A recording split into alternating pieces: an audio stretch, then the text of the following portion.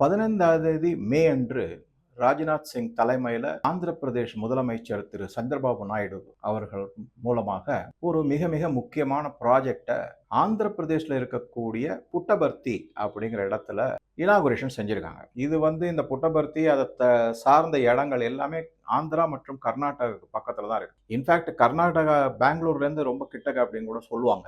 அது என்ன ப்ராஜெக்ட் அப்படின்னு பாத்தீங்கன்னாக்க AMCA integrated flight testing centre, அதாவது advanced medium combat aircraft flight testing and integration project அப்படிங்கிறதான். இதனுடைய மொத்த மதிப்பீடு 15,802 கோடிகள். இந்த ப்ராஜெக்ட் மிகப்பெரிய ஒரு அளவிலான ப்ராஜெக்ட். இது பாரதம் தன்னுடைய விமானப்படையில, குறிப்பா இந்திய ராணுவம் மற்றும் விமானப்படை எல்லாத்துலேயுமே ஒரு தன்னிறைவை வெகு விரைவில் எட்டிவிடக்கூடிய அளவுல இந்த ப்ராஜெக்ட் வடிவமைக்கப்பட்டது. ஏற்கனவே HAL அது பெங்களூர்ல இருக்கு, அதை சார்ந்துதான்.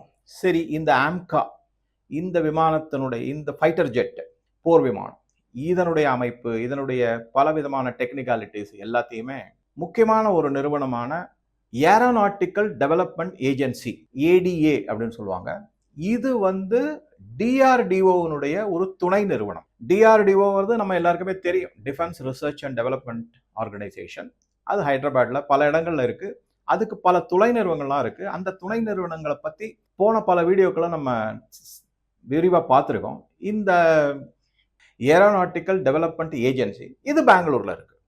ஸோ அதுக்கு அருகாமையில் இதை அமைத்தால் ஒரு நல்ல விதத்தில் இது அமையக்கூடும் அப்படிங்கிறதான் இது ஒரு முக்கியமான செய்தி. இதை ஆந்திர பிரதேஷ் முதலமைச்சர் என்ன சொல்லியிருக்காருன்னா, கிட்டத்தட்ட 600லிருந்து 625 ஏக்கர் நிலம் இதுக்காக ஒதுக்கப்பட்டது. First point. சில டீட்டெயில்ஸ் சொல்லிடுறேன், அதுக்கப்புறம் இது எப்படி அரசியலாக பரப்புரை செய்யப்பட்டுள்ளது அப்படிங்கிறதும் நம்ம பார்க்கலாம். 600லிருந்து 625 ஏக்கர் வரைக்கும் இதற்கான நிலம் ஒதுக்கப்பட்டுள்ளது. சாதாரண நிலம் கிடையாது, மிகப்பெரிய அளவிலான நிலம். அதை தவிர புட்டபர்த்தியில அந்த பக்கத்துல ஒரு 2.5 கிலோமீட்டர் விமான ஓடுதளம் இருக்கு, ரன்வே. அதை 3 கிலோமீட்டர் வரைக்கும் விரிவாக்கம் செய்வதற்கான ஏற்பாடுகள்லாம் இருக்கு. அது தவிர இதன் மூலமாக கிட்டத்தட்ட 8லிருந்து 10,000 பேருக்கு நேரடியாக வேலை வாய்ப்பும், மறைமுகமாக மேலும் ஒரு 10,000 பேருக்கு வேலை வாய்ப்பும் கிடைக்கும் அப்படிங்கிறது. புட்டபர்த்தியில எந்த விதமான இண்டஸ்ட்ரியல் டெவலப்மெண்ட்டும் கிடையாது. அது இப்போ ஒரு புது விவசாயம் எடுத்து செய்யறாங்க. அது ஒரு ஆன்மீக தலமாக, இடமாக இன்று வரை இருந்து வருகிறது. சரி, இதெல்லாம் ஒரு முக்கியமான செய்தி. இந்த ஆம்காவை பொறுத்த வரைக்கும் HAL தான் இதை முன்னெடுத்து செஞ்சுக்கிட்டு இருக்காங்க. இது எதுக்காக நம்ம எடுத்து செய்யறோம் அப்படின்னா, இது 5ஆம் தலைமுறை போர் விமானம் சார்ந்தது. இது அதுலயும் இந்த ஸ்டெல்த் வகையை சேர்ந்தது, அதாவது மறைமுகமாக ரகசியமாக இயங்கக்கூடிய ஒரு போர் விமானமாக இருக்கும் அப்படிங்கிறது. MK1 மற்றும் வரக்கூடிய MK2 அந்த வகையை சார்ந்து இருக்கணும். நம்ம கிட்ட ஏற்கனவே மேம்படுத்தப்பட்ட Su-30 இருக்கு. அதை தவிர ரஃபேல் விமானம் இருக்கு, தேஜஸ் விமானங்கள் இருக்கு. இதோட இதையும் சேர்த்தாக்க நம்மளுடைய இந்திய விமானப்படை இன்னும் மேலும் மேலும் உறுதியாக, திறமையாக, தன்னிறைவு பெற்று சிறந்த விமானப்படையாக விளங்கும் அப்படிங்கிறதுக்காக இந்த முன்னெடுப்புகள்லாம் செஞ்சுக்கிட்டு இருக்காங்க. இதுல ஏற்கனவே நம்ம அமெரிக்காவோட ஜெனரல் என்ஜினியரிங் கார்பரேஷன், GECன்னு சொல்லுவாங்க, அவங்களோட ஒப்பந்தங்கள்லாம் போட்டோம். அவங்க வேண்டுமென்றே தாமதப்படுத்துறாங்க நமக்கு இன்ஜினை கொடுக்காம. அந்த இது ஒன்று போயிட்டு இருக்கு, அந்த பஞ்சாயத்து ஒன்று போயிட்டு இருக்கு. அது அமெரிக்காவுக்கும் இந்தியாவுக்குமான சில உறவுகள்லாம் சரியா இல்லை. இந்த ட்ரேட் அக்ரிமெண்ட் அதனால எல்லாம் தாமதப்படுத்திக்கிட்டு இருக்கு. அதோட இல்லாம அவங்க எப்பவுமே அமெரிக்கா ஏதாவது ஒரு இந்த மாதிரி டிஃபென்ஸ் எக்யூப்மெண்ட் கொடுத்தாங்கன்னா அதுல கண்டிப்பா என்ன செய்வாங்கன்னா, அது உள்ளுக்குள்ள ஏதாவது ஒரு வச்சிருப்பாங்க, ஒரு சாஃப்ட்வேர் ஒன்று இருக்கும், அது இயங்க விடாம செய்யறதுக்கோ தாறுமாறா இயங்குவதற்கோ அந்த மாதிரிலாம். அதெல்லாம் ஓவர் கம் பண்ணி வரணுங்கிறதுக்காக தான் வெயிட் பண்ணிட்டு இருக்காங்க. இப்ப ட்ரம்ப் இந்தியாவை மிகப்பெரிய தாக்குதல்லாம் பிளான் பண்ணிட்டு இருக்காரு. நம்ம போன வீடியோ எல்லாம் பார்த்துருக்கோம். அதை எப்படி சமாளிப்பாங்க அப்படின்னாக்கா, கண்டிப்பா எனக்கு தெரிஞ்சு நான் 2 முக்கியமான பாயிண்ட் தான் மனசுல வச்சிருக்கேன். அதை இப்பயே கூட சொல்லிடுறேன். என்னன்னா, விவசாயம் சார்ந்த உணவுப் பொருட்கள் எதுவும் இந்தியாவுள்ள வரவிட மாட்டாங்க, எக்ஸப்ட் இந்த கலிபோர்னியா ஆல்மண்ட்ஸ், ஆப்பிள். அதை தவிர வேற எதுவும் வரவிட மாட்டாங்க. நான் சொல்றது முக்கியமானது இந்த சோளம் போன்ற கோதுமை, அது போன்றது வரவே வராது. ஆனா என்ன பண்ணுவாங்கன்னா, அவருக்கு சாட்டிஸ்ஃபை பண்ணணும், அவருக்கு ஒரு ஈகோ பிடிச்ச ஆளு. அதனால என்ன பண்ணுவாங்கன்னா, இந்த மாதிரி ராணுவ தளவாடங்கள்ல ஏதாவது நமக்கு முக்கியமா தேவையானது, அதுக்காக ஏதோ ஏனோதானு வாங்க மாட்டாங்க. இந்தியாவிற்கு நிஜமாவே தேவைப்படக்கூடிய ராணுவ ரீதியான சில ஒப்பந்தங்கள் போடப்பட்டு அதன் மூலமாக வர்த்தகங்கள் நடக்கும் அப்படிங்கிறது என்னுடைய யூகம். அதை காம்பன்சேட் பண்ணுவாங்க இந்த அக்ரிகல்ச்சர் ப்ராடக்ட் நாங்கள் வாங்க மாட்டோம் அப்படிங்கிறதுக்கு. அதன் மூலமாக கொஞ்சம் உறவு பலப்படுவதற்கான சாத்தியக்கூறுகள் அதிகம். அதன் மூலமாக இந்தியா மற்றும் அமெரிக்காவினுடைய வர்த்தகமும் நல்ல செயல்பாட்டுக்கு வரும். அது கொஞ்சம் கொஞ்சமா அது முன்னெடுப்புக்கெல்லாம் செய்வாங்க அப்படிங்கிறது தான் என்னுடைய உறுதியான நம்பிக்கை. அது ஒரு பக்கம் இருந்தாலும் இப்ப என்னன்னா பலவிதமான செய்திகள்லாம் AMCA flight testing integrated project அதை பத்தின பல தகவல்கள் எல்லாமே வந்திருக்கு. ஆல்மோஸ்ட் எல்லாமே நீங்க செய்தித்தாளில் இதுலயும் படிச்சிருப்பீங்க. முக்கியமான செய்திகளை நான் உங்ககிட்ட சொல்லிட்டேன். இப்ப இதை எப்படி கொண்டு போயிருக்காங்க அப்படின்னு பார்க்கும்போது இங்கதான் ஒரு அரசியல் எப்படி ஆக்கப்பட்டது நம்ம எல்லாருக்குமே தெரியும். கடந்த 5 ஆண்டுகளாக டிஎம்கே ஆட்சியில் இருந்தாங்க தமிழ்நாட்டில். அதனுடைய தொழில்துறை அமைச்சராக டிஆர்பி ராஜா அவர்கள் இருந்தார். இப்ப அவருடைய பதிவு தான் வலைதளங்கள்ல ஒரு மிகப்பெரிய பேசு பொருளா ஆகிக்கிட்டு இருக்கு. அவர் என்னென்னலாம் சொல்லியிருக்காரு அப்படிங்கிறத கொஞ்சம் பார்த்துடலாம். நம்ம முதல்ல அவர் என்ன சொல்றாருன்னா, நாம எதுக்கு பயந்தமோ, அதாவது டிஎம்கே ஆட்சி அது நடந்து விட்டது அப்படின்னு. எதுக்கு பயந்தாங்க அப்படிங்கிறதே அவரே சொல்றாரு. அதாவது இந்த ப்ராஜெக்ட் 15,000 கோடி பெருமானம் உள்ள மிகப்பெரிய ஒரு ப்ராஜெக்ட் தமிழ்நாட்டில் இருக்கக்கூடிய ஒசூருக்கு தான் வந்திருக்கணும். நாங்க அதை 3 வருடமாக அதற்கான முன்னெடுப்புகள் பலதையும் செஞ்சிருக்கோம். ஓசூர்ல விமான ஓடுதளம் கட்டுவதற்கு தயாராக இருந்தோம், ரொம்ப முனைப்போட இருந்தோம் அப்படிலாம் சொல்லிட்டு நாங்க 3.5 கிலோமீட்டர் விமான ஓடுதளம் அமைப்பதற்கான ஒப்புதல்கள்லாம் கொடுத்து அதற்கான நடவடிக்கைகள்லாம் பிளான் எல்லாம் வாயால சொல்றதுதான். நடவடிக்கையில ஈடுபட்டதா ஒண்ணுமே செய்தி கிடையாது. கடந்த 3 வருடத்துல நீங்க யாராவது இந்த மாதிரி செய்தித்தாள்ல இந்த மாதிரி தமிழக அரசோ இல்ல தொழில் அமைச்சர் டிஆர்பி ராஜா அவர்களோ இந்த முன்னெடுப்புக்கெல்லாம் செஞ்சிருக்காங்கன்னு தொடர்ச்சியா ஏதாவது செய்தி வந்திருந்ததுன்னா எனக்கும் தெரிவிங்க, நானும் பார்த்தேன். நான் தேடி பார்த்தேன், அந்த மாதிரிலாம் ஒன்றும் செய்தி கிடையாது. இப்போ போட்டிருக்காங்க ஒரு பெரிய பதிவு, மிக நீண்ட பதிவு போட்டிருக்காரு. அதனால நாங்க 3.5 அதை தவிர என்ன சொல்லியிருக்காங்க, 100 ஏக்கர் நிலம் அப்படின்றாரு. இப்ப ஆந்திரால வந்திருக்கிற ப்ராஜெக்டுக்கு 600ல இருந்து 625 ஏக்கர் நிலம் கொடுக்கப்பட்டிருக்கு. அதை ஒப்புதல் எல்லாம் போட்டு எல்லாம் ஆயிடுச்சு. இப்ப ஆட்சி ஃபேக்டரி ஆரம்பிச்சிருவாங்க, அங்க கட்டுறதுக்கு ஆரம்பிச்சிருவாங்க. ஆனா இவர் என்ன சொல்றாரு, நாங்க 100 ஏக்கர் நிலம் தர்றதுக்கு ரெடியா இருந்தோம், எங்களை ஏமாத்திட்டாங்க. இது மத்திய அரசு ஒரு காழ்ப்புணர்ச்சியோட தமிழ்நாடை வஞ்சித்து விட்டது அப்படி இப்படின்னு எப்பவும் மத்திய அரசை எப்படி இவங்க திட்டுவாங்களோ திட்டி தீர்ப்பாங்களோ அதே மாதிரி சொல்லியிருக்காரு.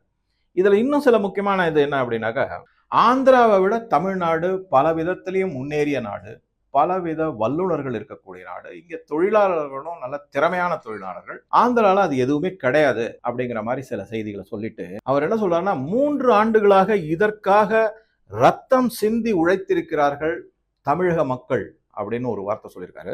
அதுக்கப்புறம் இது பாதுகாப்பு சம்பந்தப்பட்ட இந்த ஒரு முக்கியமான திட்டம் அரசியல் காரணங்களுக்காக தமிழ்நாடு வஞ்சிக்கப்பட்டு ஆந்திர பிரதேசுக்கு கொடுக்கப்பட்டுள்ளது அப்படிங்கிற ஒரு வார்த்தை சொல்லியிருக்காரு. எனக்கு தனிப்பட்ட முறையில ஆந்திராவுக்கு இந்த ப்ராஜெக்ட் போனதுல, இந்த திட்டம் போனதுல நெஞ்சு பொறுக்கவில்லை அப்படிங்கறத சொல்லியிருக்காரு. பெரும் மனவேதனை நான் அனுபவித்து வருகிறேன் அப்படின்னு இருக்காரு. நாங்க தூக்கி கொடுத்த இந்த வார்த்தைகளை நீங்க கவனிச்சீங்கன்னா தான் ஒரு நல்ல புரிதலை ஏற்படும் உங்களுக்கு. நாங்கள் தூக்கி கொடுத்த 100 ஏக்கர் நிலத்தை விட புட்டவர்த்தியில் இருக்கக்கூடிய நிலங்கள் எந்த விதத்திலும் சிறப்புடையவை அல்ல அப்படிங்கிற மாதிரி சொல்லியிருக்காரு. இதுக்கப்புறமா என்ன பண்ணிருக்காருனாக்க, இந்த தமிழ்நாடு 1 இன்ச்சு கூட தொய்வு அடையக்கூடாது அப்படிங்கிற வார்த்தை சொல்லிட்டு, தமிழ்நாடு என்னைக்குமே ஆட்சிகள் மாறினாலும் கொள்கைகள் தொடரும், தொடர்ச்சியாக இருக்கும், கொள்கைகள் மாறாது, வேறு எந்த ஆட்சி வந்தாலும். அது நமக்கு எல்லாருக்கும் தெரிஞ்சதுதான். ஏடிஎம்கே டிஎம்கே டிஎம்கே ஏடிஎம்கேன்னு மாத்தி இவங்க ஒரே கொள்கை தான். இந்த இடத்துல நான் திருப்பியும் ஒரே ஒரு இதுல எனக்கு மனசு தாங்கல, அதனால நான் சொல்லிடுறேன். இவங்க ஒரே கொள்கை என்ன, இந்து மதத்துக்கு எதிராக செய்ததுதான். அதே மாதிரி சிறுபான்மையரை தலையில தூக்கி வச்சு ஆடுனதுதான், அவங்களுக்கு எல்லா சலுகையும் கொடுத்ததான், கோவில் பணத்தை எடுத்து அவங்களுக்கு கொடுத்ததுதான் இவங்களுடைய ஒரே கொள்கையா இருந்தது. அதை தவிர 2 பேருக்குமே டாஸ்மார்க் முக்கியமான கொள்கை. இவங்களுடைய 2 கழகத்திலையுமே டாஸ்மார்க்கு தேவையான சாராய உற்பத்தி ஆலைகளை அந்த அரசியல்வாதிகள் தான் வச்சிருக்காங்க. அதை கொள்முதல் செய்யும் போது அந்த கொடுக்கல் வாங்கல் எல்லாமே நடந்தது. இந்த கொள்கை என்ன பெரிய கொள்கை உங்களுக்கு இருக்கு அப்படின்னு பார்த்தோம். அது ஒண்ணு. இரண்டாவதா பார்த்தோம்னா எப்பவும் இருக்க கொள்கை தான் நீட் எதிர்ப்பு, ஹிந்தி எதிர்ப்பு, மத்திய அரசுக்கு எதிராகவே செயல்படுவது, பிரிவினைவாதம் பேசுவது. இந்த கொள்கைகள் எதுலையுமே மாற்றம் கிடையாதுங்கிறதா. இப்ப வந்திருக்கிற தமிழக வெற்றி கழகம் முதலமைச்சர் திரு விஜய் அவர்களும் அவங்களுடையதையும் பார்த்தீங்கன்னாக்க அவங்களும் இதே தான் சொல்றாங்க, நீட்டை ஒழிச்சிடுவான்றாங்க. பெட்ரோல் ஒரு 3 ரூபாய் ஏத்திட்டாங்க, அதுக்கு உடனே குயோ முறையோன்னு தமிழக முதல்வர் கண்டனம் தெரிவிச்சிருக்காரு திரு விஜய் அவர்கள்.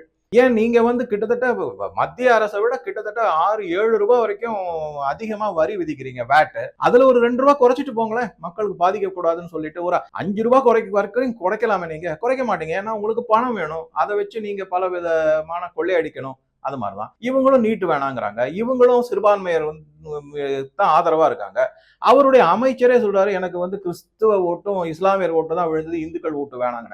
ஆக மொத்தம் கொள்கை மாற்றம் கிடையாது தமிழகத்தில் வேற எந்த கட்சி ஆட்சிக்கு வந்தாலும் அப்படிங்கிறது இவர் சொல்லி ஒன்றும் தெரிய வேண்டியதில்லை, நமக்கு தெரிஞ்சதுதான். இந்த கொள்கைகள் தான் தொழில் ரீதியான கொள்கை, தொழில் முன்னெடுப்பு, வளர்ச்சி திட்டங்கள். அதுல என்ன நீங்க கொள்கைகளை கடைபிடிச்சிருக்கீங்க அப்படின்னு பார்த்தோம்னா, கடந்த 5 ஆண்டுகள்ல நான் ஒரு உண்மையாகவே கேட்கிறேன், பல முறை வெளிநாடுகள் போயிட்டு வந்திருக்காரு முன்னாள் முதல்வர் திரு M.K. ஸ்டாலின் அவர்கள். எத்தனை ப்ராஜெக்ட் வந்தது, புரிந்துணர்வு ஒப்பந்தம், புரிந்து உணர்வு ஒப்பந்தம்னு கையெழுத்து போட்டு வந்திருக்கீங்க. இதோ வருது அதோ வருது அப்படின்னு நீங்க ஒண்ணுமே வரல. எத்தனை தொழில்கள் வந்து தமிழ்நாட்டை விட்டு வெளியில போயிருக்கு அப்படிங்கறதை நம்ம பார்க்கலாம், வரிசையா சொல்ல முடியும். கூடங்குளம் அது உடனே எதிர்ப்பு. சிங்கம் துறைமுகம் வந்து அங்க போயிடுச்சு, நம்ம கிட்ட வரதா இருந்தது குளச்சல் கிட்ட, அதுக்கு உடனே பாதிரியார்களை வச்சு எதிர்ப்பு தெரிவித்தீங்க. கடல்ல இறங்கி நின்று போராடினீங்க கூடங்குளத்துக்காக. அதுக்கப்புறம் ஸ்டெர்லைட் ஆலையை வந்து துப்பாக்கி சூடு நடத்தி சில பேரை இறக்க வச்சு அந்த ஆலையை மூடுனீங்க. இன்னைக்கு என்னன்னா, ஆட்சியில இருக்கும் போதே நீங்க வந்து வீடியோக்கள் வெளியிடுறீங்க, அந்த ஆலை வந்து திருப்பி வரணும், சுற்றுச்சூழல்னால எந்த பாதிப்பும் கிடையாது, அதே மாதிரி மக்களுக்கும் எந்த பாதிப்பும் கிடையாதுன்னு நீங்களே தான் வீடியோவும் போடுறீங்க. ஸ்டெர்லைட் ஆலை அது மாதிரி போச்சு. எத்தனை டெக்ஸ்டைல் பார்க் விருதுநகர்ல என்ன முன்னெடுப்பு செஞ்சிருக்கீங்க? அது இத்தனைக்கும் மத்திய அரசு எல்லா உதவியும் செய்யறாங்க. அதே மத்திய பிரதேஷ்ல நீங்க போய் பாருங்க, இண்டோர் பக்கத்துல textile park, integrated textile park வந்திருக்கு, பிரமாதமா செய்யறாரு மோகன் யாதவ்ங்க. அவர் இங்க வந்து கோயம்புத்தூர் வந்து இங்க இருக்கிற முதலீட்டாளர்களை கூட்டிக்கிட்டு அங்க போறாரு. நீங்க சொல்றாரு, இங்க இருக்கிற ஃபேக்டரி ஷிஃப்ட் பண்ணாதீங்க, அங்க வந்து புதுசா போடுங்க, தமிழ்நாடு கஷ்டப்படக்கூடாது, பாதிப்படையக்கூடாது அப்படின்னு சொல்லிட்டு கூட்டிட்டு போறாரு. நீங்க விருதுநகர்ல எத்தனை டெக்ஸ்டைல் ஆலையை திறந்து வச்சிருக்கீங்க, என்ன முன்னெடுப்பு செஞ்சிருக்கீங்க, மாநில அரசு மூலமாக என்ன உதவிகள் செஞ்சிருக்கீங்க? ஸ்கை ஹை எலக்ட்ரிசிட்டி சார்ஜஸ்ங்கிறாங்க. நீங்க டெக்ஸ்டைல் இண்டஸ்ட்ரி கோயம்புத்தூர், திருப்பூர் இந்த இடத்தெல்லாம் போய் கேளுங்க. அதில் அந்த ஆலைகள் சரியாக லாபத்துல இயங்காததுக்கு முக்கியமான காரணம் இந்த மின்சார விலை அப்படிங்கிறாங்க. அதை பத்தி அண்ணாமலை சார் கூட மிக தெளிவாக வீடியோலாம் எக்ஸ்பிளைன் பண்ணி சொல்லியிருக்காரு. என்ன செஞ்சிருக்காங்க இவங்க? சரி, அது போகட்டும். இப்ப எவ்வளவோ புரிந்துணர்வு ஒப்பந்தம் போட்டீங்க, எந்த ஃபேக்டரி வந்திருக்கு சொல்லு. சென்னையில வந்து தரமணியில வந்து குளோபல் சென்டர் ஒண்ணு திறந்தீங்க, அது எந்த லெவல்ல ஒர்க் பண்ணுது? ஒண்ணும் அதை பத்தி அறிக்கையோ இதுவோ ஒண்ணுமே கிடையாது. அதை விட இன்னும் சில முக்கியமான விஷயங்களை என்னால சொல்ல முடியும். ஜோஹோ அதிபர் திரு ஸ்ரீதர் வேம்பு செமிகண்டக்டர் ப்ராஜெக்ட் இங்க ஆரம்பிக்கணும்னாரு, நீங்க பண்ணவே இல்லை. அதுல வந்து இன்னும் குற்றச்சாட்டு நின்றுட்டு இருக்கு. 51% உங்க குடும்பத்துக்கு கொடுத்தா தான் ப்ராஜெக்ட் வர விடுவேன்னு சொன்னீங்க. அவரு போயிட்டாரு, அவர் பாட்டுக்கு ஒரிசாவுக்கு கூட்டிட்டு போயிட்டாங்க அஸ்வினி வைஷ்ணவ் அவரை. அதே மாதிரி இன்னொரு ஃபேக்டரி ஒண்ணு ஆரம்பிக்கிறதா இருந்தாரு, அத ரேணிகுண்டால வந்து சந்திரபாபு நாயுடு நீங்க டியர் 2ல தானே ஆரம்பிக்கணும்னு சொல்றீங்க, வாங்க ரேணிகுண்டால ஆரம்பிங்கன்னு சொல்லி கூட்டு போயிருக்காரு. எல்லா வசதிகளும் செஞ்சு கொடுக்குறாங்க. நீங்க என்ன முன்னெடுப்பு செஞ்சீங்க தொழில் ரீதியாக? சரி, இது போகட்டும். இன்னும் ஒரு மிக முக்கியமான செய்தியும் நான் உங்ககிட்ட கேட்டுக்கிறேன். என்ன அப்படின்னா, மத்திய அரசு டிஃபென்ஸ் காரிடார் 2 மாநிலத்துல மட்டும்தான் ஆரம்பிச்சாங்க. ஒண்ணு வந்து உத்தரப்பிரதேசம், ஆக்ரா, அமேதி, லக்னோ, சித்ரகூட், இந்த மாதிரி ஒருங்கிணைத்து பல நகரங்களை ஒருங்கிணைத்து அங்க வந்து 6 லட்சத்திற்கும் அதிகமான AK-203 ரைபிள் ரஷ்ய கூட்டுறவோட சேர்ந்து உற்பத்தி செஞ்சிருக்காங்க. பிரம்மோஸ்னுடைய ஃபேக்டரி அங்க வந்திருக்கு.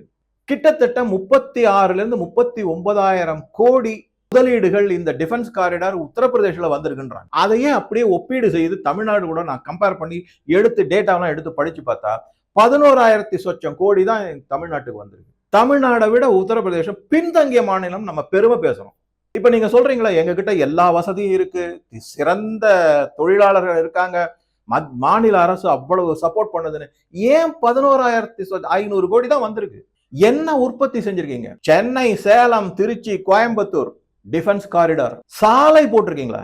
ஒண்ணு இல்ல. சிம்பிளா நான் சொல்றேன், சென்னை டு பெங்களூர் இப்ப அடிக்கடி நான் டிராவல் பண்ணுவேன். 5 வருடத்துக்கு முன்னாடி நான் டேக் டைவர்ஷன் அது அப்படியே இருக்கு, 5 வருடமாக இருக்கு. உங்க சாதனை எல்லாமே 5.5 லட்சம் கோடி கடன் வாங்கினதுதான். இப்ப என்னமோ நாங்க ரத்தம் சிந்தினோம், மன வேதனை அடைகிறோம். இதுல வந்து இன்னொரு வேடிக்கை என்னன்னா, தற்போதைய முதல்வர் திரு விஜய் அவர்கள் இதை அப்படியே விட்டுடக்கூடாது, அவரை வேற இன்னும் உசுப்பேத்தி விடுறாரு. நீங்க மத்திய அரசோட போராட்டி இன்னும் தமிழ்நாடு குட்டிச்சோர் பண்ணிக்கங்க, என்ன செஞ்சிருக்காங்க? உங்களுடைய தொழில் முனைவு அப்படின்னு நான் பார்த்த வரைக்கும் கடந்த 5 ஆண்டுகள உங்களுடைய அமைச்சர்களும் லோக்சபா எம்பிக்களும் தான் பெருமையா சொல்றாங்க. 100 கோவில இடிச்சிருக்காங்க. இன்னொருத்தர் சொல்றாரு, நாங்க வந்து 1000 மசூதி கட்டியிருக்கோம், சர்ச் கட்டியிருக்கோம். எந்த இடத்துல உங்க டெவலப்மெண்ட் இருக்கு? கட்டுமானத்துல எந்த இடத்துல டெவலப்மெண்ட் இருக்கு? கோவில் இடிக்கிறதுலயும், சர்ச் கட்டுறதுலயும், மசூதி கட்டுறதுலயும், மத மாற்றத்திலையும், கொலை, கொள்ளை, சரி இது தவிர வேற எங்க உங்களுடைய பொருளாதாரம் வளர்ச்சி அடையுதுன்னு பார்த்தா, டாஸ்மார்க்கு டார்கெட் வச்சு விக்கிறீங்க வருஷத்துக்குள்ளேயே ஒரு வருஷத்துக்குள்ளேயே பொங்கலுக்கு டார்கெட்டு, தீபாவளிக்கு டார்கெட்டு. என்ன மாதிரியான பொருளாதார வளர்ச்சி, என்ன மாதிரி பொருளாதார முன்னெடுப்புகள் நீங்க செஞ்சிருக்கீங்க? ஒரு ப்ராஜெக்ட் வந்து ஆந்திர பிரதேஷ்ல அவங்க முனைப்போட செய்யறாங்க. இதுல எந்த அரசியலும் இதுல விளையாடல. அப்படியே இருக்கட்டும். $15 பில்லியன் கிட்டத்தட்ட 1,20,000 கோடி ரூபாய் சுந்தர் பிச்சை கூகுளுடைய டேட்டா சென்டரை கொண்டு போய் வைஷாக்ல அமைச்சிருக்காரு. அதை தொடர்ந்து பல பேர் அங்க போயிருக்காங்க. ஏன் நீங்க போய் வாங்கிட்டு வாங்கலாம்? நீங்க தான் அமெரிக்கா, துபாய், அங்க இங்க ஸ்பெயின் எங்கெங்கெல்லாமோ டூர் போனீங்களே, எதுவுமே கிடையாது. ஏதாவது ஒண்ணு நடந்துச்சுன்னா உடனே தமிழகம் வஞ்சிக்கப்படும். மத்திய அரசு தமிழகத்துக்கு எதிரி. எத்தனை நாளைக்கு இதே சொல்லிக்கிட்டு இருக்க போறீங்க? சந்திரபாபு நாயுடு மட்டும் இதுக்கு முன்னாடி ஆட்சியிலாம் அவர் பாஜகவுக்கு எதிரியா இல்லையா? ஒத்துழைப்பே கிடையாது. நாங்க வந்து எதை சொல்றேன்னா, தமிழ்நாடும் எப்பவுமே அவுட் ஆஃப் கண்ட்ரோல் அப்படின்லாம் பேசிக்கிட்டு இருக்கீங்க. டெல்லிக்கு தமிழ்நாடு என்றைக்குமே அவுட் ஆஃப் கண்ட்ரோல். எப்படி உங்களுக்கு ஒரு கோஆபரேஷன்? அதை மீறி பல திட்டங்களை அறிவிச்சுக்கிட்டு தான் இருக்காங்க மத்திய அரசு. பல விதமான நீங்க இப்ப பட்ஜெட்ல நான் எல்லாத்தையும் சொல்லியிருக்கேன், எந்தெந்த மாதிரி முன்னெடுப்புகள்லாம் செய்யப்பட்டுள்ளது. ஆனாலும் இவங்க அதை எதையுமே கண்டுக்கிறது கிடையாது. சும்மா ஆனா அடிச்சு விட வேண்டியது. தமிழ்நாடு வஞ்சிக்கப்படுகிறது, நாங்க தான் கொண்டு வந்தோம்னு சொல்லுங்க. ஏதாவது ஆதாரத்தோட நிரூபிங்க. இந்த மாதிரிலாம் இதெல்லாம் பாயிண்ட், இதெல்லாம் தமிழ்நாட்டுக்கு கண்டிப்பா நாங்க செஞ்சிருக்க வேண்டியது. மத்திய அரசு நிஜமாவே ப்ரூவ் பண்ணுங்க. அப்ப நாங்க உங்களை பாராட்டுவோம். 5 ஆண்டுகள்ல நீங்க செஞ்சது எல்லாமே எப்படி பணத்தை கொள்ளையடிக்கிறது தமிழ்நாட்டில இருந்து. லா அண்ட் ஆர்டரை பத்தி பேசவே வேணாம். அவ்வளவு மோசமான நிலைமைக்கு போச்சு. அடுத்து எப்படி ஆட்சியை பிடிப்பது, இதுலதான் முனைப்பா இருந்தீங்க.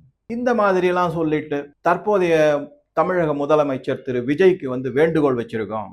அவர் ஒத்துழைக்கணும், எங்க கூட சேர்ந்து அவரும் மத்திய அரசுக்கு எதிராக போராடணும். ஒவ்வொரு ஸ்ட்ராட்டஜிக் இன்வெஸ்ட்மெண்ட்டும் இந்த மாதிரி மிகப்பெரிய அளவிலான ப்ராஜெக்ட் எல்லாத்துக்கும் தமிழகத்துக்கு கொண்டு வர்றதுக்கு அவர் உதவி செய்யணும். அவர் நடவடிக்கைகள்லாம் எடுக்கணும். சரி, நடவடிக்கை எடுக்கணும். லோக்சபாலையும் ராஜ்யசபாலையும் எந்த கட்சியை சார்ந்த எம்பிக்கள் அதிகமா இருக்காங்க? 40க்கு 40 எம்பி தமிழ்நாட்டில் இருக்கிறவங்க தான் அங்க இருக்காங்க. அவங்க என்ன பண்றாங்க அங்க உட்காந்துக்கிட்டு? ஒருத்தர் என்னன்னா கார்ல போகும்போது முன்னெல்லாம் வந்து சிக்கன் பிரியாணி அதெல்லாம் கிடைக்கும், இப்ப ஒண்ணுமே கிடைக்கிறது இல்ல, மோடி வந்ததுக்கு அப்புறம் எல்லாத்தையும் கேன்டீன்ல நிறுத்திட்டாருன்னு அந்த மாதிரி குறை சொல்லிட்டு இருக்காங்க. அது வீடியோலாம் இருக்கு. உங்க எம்பி தான், டிஎம்கே எம்பி தான் அந்த மாதிரி பேசுறாரு. நல்ல சாப்பாடு கேன்டீன்ல கிடைச்சிட்டு இருந்ததை நிறுத்தி விட்டாரு இந்த மோடி வந்து. சாப்பிடுறதுக்கு போறீங்க? தமிழ்நாடு திட்டம் கொண்டு வர வேண்டியதானே? இதனால நான் என்ன சொல்ல வரேன் அப்படின்னா, ஏதோ டிஎம்கே திட்டுறதாகவோ அந்த மாதிரி இல்ல, தமிழக மக்களை வந்து குறை சொல்வதாகவோ இல்லை. அப்படி கிடையாது. எந்த விதமான முன்னெடுப்பையும் நடவடிக்கையும் செய்யாமல் உங்க மேல குறைகளை வச்சுக்கிட்டு எதுக்காக மத்திய அரசையும் அண்டை மாநிலமான ஆந்திர பிரதேச வம்பு கிழக்குறீங்க? அவங்க மேல ஏன் குற்றத்தை சுமத்துறீங்க அப்படிங்கறத என்னுடைய கேள்வி. வேற ஒன்றும் கிடையாது. ஓசூர் வந்து எல்லா விதத்துக்கும், அதாவது இந்த ஏடிஏ சென்டருக்கு ரொம்ப அருகாமையில இருக்கும், இல்லைன்னு சொல்லல. புட்டபர்த்தியும் அருகாமையில தான் இருக்கு. இந்த காலத்துல வந்து எந்த ஒரு நகரமும் சிட்டியுமே தொலை தூரம்ங்கிறதே கிடையாது. எல்லாமே உலகமே உள்ளங்கையில சுருங்கி போயிடுச்சு. இதுல வந்து டிஸ்டன்ஸ் எல்லாம் ஒரு மேட்டரே கிடையாது. முதல்ல இங்க இருந்து சென்னையிலிருந்து ஓசூர் போவதற்கு நல்ல சாலை அமைத்து கொடுங்கள். முதல்ல அதை செய்யுங்க. குழியுமா எங்க பார்த்தாலும் டைவர்ஷன். ஒன்னும் 5 வருடம் 6 வருடமா பாக்குறேன், அப்படியே இருக்கு. அதெல்லாம் செய்யறதை விட்டுவிட்டு அவங்க எத்தனை ப்ராஜெக்ட் வந்து தமிழ்நாட்டில இருந்து மற்ற மாநிலங்களுக்கு போயிருக்கு தெரியுமா? ஏதாவது தடுத்து நிறுத்தி, ஐயா இல்லைங்க நாங்க எல்லா உதவியும் செய்யறோம், மாநில நலன் முக்கியம், இங்க இருக்கிறவங்க வேலை வாய்ப்பு அதிகரிக்கணும், எங்களுக்கு கொடுங்கன்னு இந்த 40 எம்பி யாராவது ஒருத்தர் 2 பேர் பேசுறாங்களா? ஏப்பா பாரு தமிழ்நாடு வஞ்சிக்கப்பட்டதுன்னு சொல்ல வேண்டியது, அதுக்கு நிர்மலா சீதாராமன் பதில் கொடுத்தா அவையை விட்டு ஓடி போயிட வேண்டியது, வாக் அவுட் பண்ணிட வேண்டியது. இந்த மாதிரி உங்க மேல குறைகளை வச்சுக்கிட்டு அடுத்தவங்களை என்ன சொல்ல போறீங்க? எதுக்காக இந்த மாதிரி எல்லாத்துலயுமே அரசியல் செய்யணும்? இந்த மாதிரி நீங்க ஒரு கீழ்த்தரமான அரசியல் செய்துதான் மக்கள் இன்னைக்கு உங்களை ஒதுக்கி வச்சிருக்காங்க. இப்ப புதிய ஆட்சி வந்திருக்கு, அவங்களையும் வேற தூண்டி விடுறீங்க. ஆனா அவங்களும் வந்து உங்களை மிஞ்சிடுவாங்க போல இருக்கு. சமீபத்தில் இருக்கக்கூடிய நடவடிக்கைகள்லாம் பார்த்தா எங்க 2 பேருக்கு தான் காம்படிஷன் தேர்தல் முன்னாடியில இருந்து அவர் சொல்லியிருக்காரு. போட்டி டிவி கேக்கும் டிஎம்கேக்கும் தான் அப்படின்னாரு. அந்த போட்டியில இப்ப அவர் வெற்றி பெற்றுவார் போல இருக்கு. ஏன்னா அந்த அளவுக்கு அவருடைய நடவடிக்கைகள் பிரமாதமா போயிட்டு இருக்கு. எதுவுமே மக்கள் நலம் சார்ந்ததே கிடையாது அப்படிங்கிறான். சமூக வலைதளங்கள்லாம் கொஞ்சம் போய் பாருங்க. ஒரு வாரம் பதவி ஏற்று மேற்கு வங்காளத்துல முதலமைச்சர் சுவேந்து அதிகாரி எடுத்துள்ள நடவடிக்கைகள் என்னன்னா, இங்க தமிழகத்தின் முதலமைச்சர் எடுத்துள்ள நடவடிக்கைகள் என்ன அப்படியே அள்ளி கொட்டுறாங்க. இப்ப நேத்திக்கு லேட்டஸ்டா படிச்சேன். Siliguri corridor chicken neck 22 kilometre தான் அதனுடைய அகலம். அதுதான் மிக மிக முக்கியமான இணைப்பு இந்தியாவின் பெரும்பகுதிக்கும் வடகிழக்கு மாநிலங்களுக்கும். அதை சுவேந்து அதிகாரி ஒட்டுமொத்தமாக அதை நிர்வகிப்பதற்கும் பாதுகாப்பதற்கும் மத்திய அரசிடம் ஒப்படைத்து விட்டார். அது விவேகம். மாநில அரசுகிட்ட ராணுவம் கிடையாது. எல்லை பகுதியை பாதுகாக்க கஷ்டப்படுவாங்க. அவர் பண்ணியிருக்காரு. இன்னும் பல நடவடிக்கை. 600 ஏக்கர் நிலத்தை பாதுகாப்பு வேலி அமைப்பதற்கு 45 நாள்ல கொடுத்துறேன்னு சொல்லிட்டு கையெழுத்து போட்டுட்டார் ஃபைல். இங்க என்ன கையெழுத்து போட்டீங்க? ஃபர்ஸ்ட் ஃபைல் என்ன? ஏதாவது ஒரு திட்டம் இருக்கா? சோ ஆக மொத்தம் நீங்க சொல்றீங்களா கொள்கை மாறாது, ஆட்சி மாறினாலும் வேற எந்த கட்சி வந்தாலும் மாறல. நம்பர் 1 போட்டி எங்களுக்கு தான். ஆமா, உங்களுக்கும் டிவிகேக்கும் டிஎம்கேக்கும் தான் போட்டி. எதுல போட்டி? ஏற்கனவே நீங்க செஞ்சுக்கிட்டு இருந்த மோசமான தமிழ்நாட்டு சார்ந்த நடவடிக்கைகள்ல உங்க 2 பேருக்கும் தான் போட்டி. இந்த வீடியோல பல கருத்துக்களை அவங்க கூட ஷேர் பண்ணியிருக்கேன். இதுல கண்டிப்பா உங்களுக்கே தோணும் எதுக்காக. சரி, அதுக்காக ஃபியூச்சர்ல இனிமே ப்ராஜெக்டே இந்த மாதிரி வரவே திட்டங்கள் எதுவுமே வரப்போவது கிடையாது அப்படிங்கிறது கிடையாது. கண்டிப்பா வரும். அதற்கான முனைப்பையாவது எடுங்களேன், செய்யுங்களேன். அந்த மாதிரி ஏதாவது செஞ்சு வெற்றிகரமாக ஒரு திட்டம் தமிழ்நாட்டுக்கு வந்ததுன்னா நானும் முதல் மனிதனாக மகிழ்ச்சி அடையக்கூடியவன் தான். உங்க கருத்துக்களை பதிவிடவும். நன்றி, வணக்கம்.